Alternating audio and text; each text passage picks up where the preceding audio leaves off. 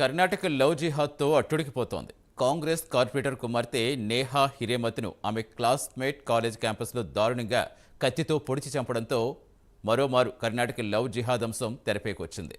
ముస్లిం యువకులు స్థానిక హిందూ బాలికలను వల్లో వేసుకుని పెళ్లి చేసుకుని తర్వాత బలవంతంగా మత మార్పిడి చేయించడాన్ని లవ్ జిహాద్ అంటారు. ప్రస్తుతం హూబ్లీ నగరంలో తీవ్ర ఉద్రిక్తత నెలకొంది. నిందితుడిని కఠినంగా శిక్షించాలని నగరంలో విద్యానగర్ పోలీస్ స్టేషన్ ముందు బీజేపీ నిరసన చేపట్టింది. దీనికి కౌంటర్గా కాంగ్రెస్ పార్టీ మాత్రం ఇది లవ్ జిహాద్ కాదని వాదిస్తోంది. హత్యకు దారితీయడానికి గల కారణాలేంటో చూద్దాం.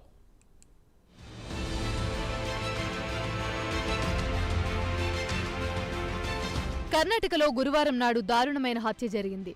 హుబ్బాలి నగర కార్పొరేటర్ కూతురిని ఆమె క్లాస్మేట్ కాలేజ్ క్యాంపస్లోనే కత్తితో దారుణంగా పొడిచి చంపేశాడు. దీంతో ఇటు కాంగ్రెస్ అటు బీజేపీల మధ్య మాటల యుద్ధం మొదలైంది. ఇది లవ్ జిహాద్ అని బీజేపీ అంటుంటే కానే కాదని కాంగ్రెస్ పార్టీ కౌంటర్ ఇస్తోంది. కర్ణాటకలో కాంగ్రెస్ ప్రభుత్వం అధికారంలో ఉన్న విషయం తెలిసిందే. అయితే పోలీసులు మాత్రం నిందితుడు ఫయాజ్ నేహాను పెళ్లి చేసుకోవాలని బలవంతం చేయడం, దానికి ఆమె నిరాకరించడంతోనే ఆవేశంతో హత్య చేశాడని చెప్తున్నారు. 23 ఏళ్ల నేహా విషయానికొస్తే ఆమె మాస్టర్ ఆఫ్ కంప్యూటర్ అప్లికేషన్స్ మొదటి సంవత్సర విద్యార్థి. ఆమె క్లాస్మేట్ ఫయాజ్ కొండు నాయక్. అయితే వీరిద్దరూ కంప్యూటర్ సైన్స్లో చేరడానికి ముందు కూడా క్లాస్మేట్స్ అని పోలీసు అధికారులు చెప్పారు. పోలీసుల విచారణలో నిందితుడు ఫయాజ్ మాత్రం తామిద్దరి మధ్య రిలేషన్షిప్ ఉందని, ఇటీవలే కాలంలో ఆమె తనను దూరంగా పెట్టడంతో తాను తట్టుకోలేక ఈ అఘాయిత్యానికి పాల్పడ్డానని పోలీసులకు చెప్పాడు. ప్రస్తుతం ఈ అంశం అధికార కాంగ్రెస్ పార్టీకి, ప్రతిపక్ష బీజేపీకి మధ్య మాటల యుద్ధం మొదలైంది. అయితే కాంగ్రెస్ పార్టీ మాత్రం ఈ సంఘటన వ్యక్తిగత వ్యవహారమని, ఇరువురు మధ్య సంబంధాలు బెడిసిపోవడంతో హత్య జరిగిందనే కోణంలో వాదిస్తుంది. బీజేపీ మాత్రం రాష్ట్రంలో శాంతి భద్రతలు ఎలా ఉన్నాయో ఈ సంఘటనను బట్టి తెలిసిపోతుందని కాంగ్రెస్పై మండిపడుతుంది.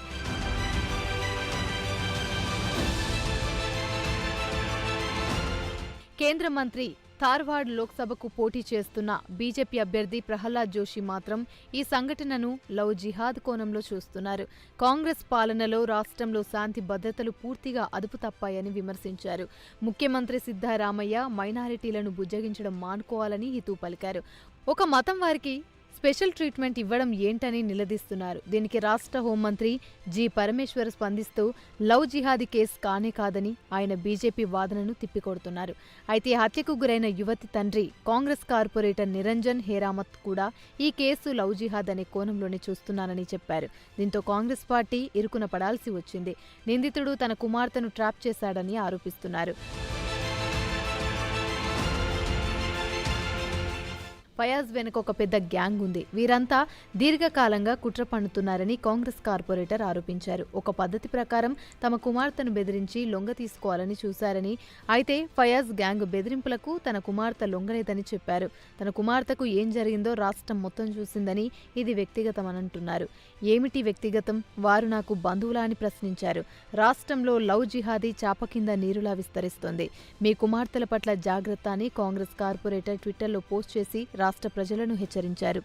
బీజేపీ పాలన కంటే కాంగ్రెస్ పాలనలోనే శాంతి భద్రతల పరిస్థితి మెరుగ్గా ఉందని కాంగ్రెస్ పార్టీ వాదిస్తోంది. బీజేపీ కర్ణాటకలో రాష్ట్రపతి పాలన విధించడానికి ప్రయత్నిస్తుందని కాంగ్రెస్ పార్టీ ఆరోపిస్తుంది. అయితే అది అయ్యే పని కాదని డిప్యూటీ సీఎం డీకే శివకుమార్ అన్నారు. ప్రస్తుతం కర్ణాటకలో నేహా హత్య పెను దుమారాన్ని రేపుతుంది.